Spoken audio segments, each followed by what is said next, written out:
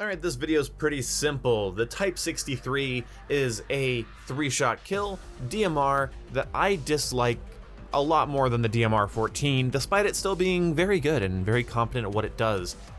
I just think the DMR 14 is a lot more consistent. Don't hate me, it's just that the Type feels like it needs to have its shots paced just so, when it's, I don't know, it could just be so much better. My first issue with this weapon is just really the way that it kicks. It moves around side to side very awkwardly, and the iron sights are really not fun to line up against people. Now, you might be really good with them, and that's cool, but I feel like I really have to pile on any sort of recoil reducing attachment I can when using this gun, especially with its iron sights, but I lose my target so often in these bouncy, closed iron sights that I honestly just go back to using a red dot or a 3x optic. I would count a quarter second between each shot with this weapon. I would not spam your trigger unless the person you're fighting is in point blank range. Also, I don't really recommend the fire rate increasing barrels because I didn't really notice any positive outcome with them. I really think you should go for boosting this thing's damage range so that your time to kill is simply just more consistent. I'm scared to use the final barrel on this gun because yeah, it increases your damage range and bullet velocity, but at the same time, it increases my recoil, and that's already something I deal with too much. And if somebody's head glitching with this weapon, you might think, well, the recoil's not too bad. If somebody's head glitching, if somebody's holding a piece of chest-high cover, which is not uncommon in this game, okay, and you try to fire 2 or 3 quick shots into them, you're going to have a bad time.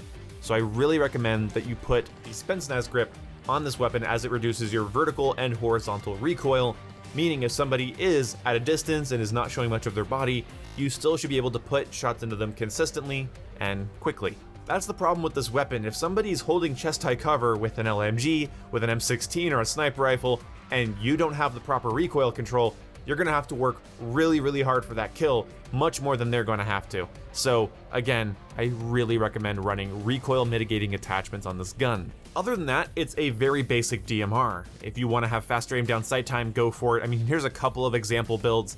Here you can see the attachments here. I'm really not excited to review this gun because it's not something that I've actually had a lot of fun using. I didn't throw different attachments on and get drastically different results like I can kind of do with the MP5 and XM4, despite their simplicity. The DMR customization in this game is very basic. You are either building it to fire a bit faster or to do better at range, and I don't think the Type should be put in a spammy configuration. I just think it bucks around too much for that. So I just usually build it for range, and I just had really inconsistent performance with this weapon. That being said, it can kill very quickly, and catching somebody out in the open with this thing is a death sentence for them. I honestly would recommend building this thing for damage range, using a suppressor of some kind and a good optic, and playing conservatively, always giving yourself an exit strategy and keeping cover between you and your opponent. It's honestly a really good recipe for longer streaks. If you own the game and you're putting perks on your class, you know what perks to put on for stealth, and you know what perks to put on for like more aggressive or resistance builds.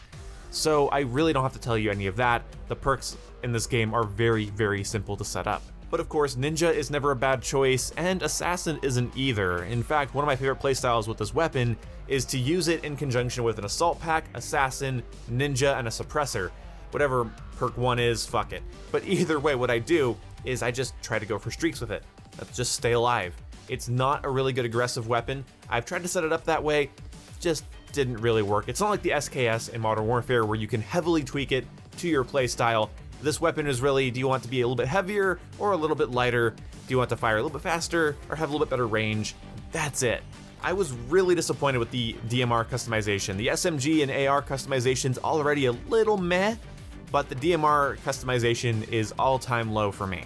I actually end up winning a good amount of gunfights against Type users, and I wanted to give you guys a tip as to why I think that is.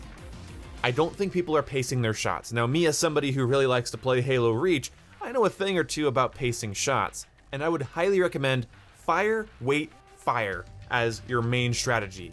Instead of pulling the trigger as fast as possible with the fire rate barrel and try to spray people, yeah, that might work if you can see their entire body and they're rushing towards you, you catch them sprinting, but that's not going to work for every situation. You're going to find yourself at a huge loss if the enemy you're fighting is in an advantaged position. What you're going to want to do is say the word reset between each trigger pull, and that's sort of what I do in my head when I play games like this with DMRs that want to buck up a little bit.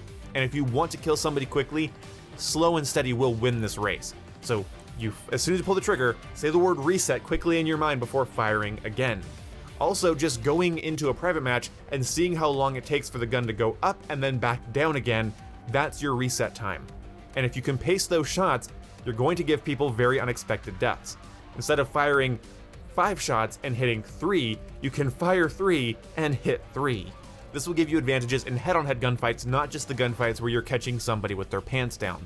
So fire, reset, fire, reset, fire, reset, pace those shots, or spec heavily into making the gun heavy and giving it a lot of vertical and horizontal recoil compensation. Now, if I'm a novice, let me know. Maybe I'm just bad with this gun or I'm using it wrong, but I just noticed that if I need to kill somebody quickly that's holding a piece of cover, I have a lot of trouble the moment I fire the second shot. So this video is basically me saying the DMR customization's basic as shit, the Type 63 is a very average DMR in my opinion, and you should really be pacing your shots. So choose your engagements, pick your shots, and don't expect the world from a gun that has no chance of giving it to you.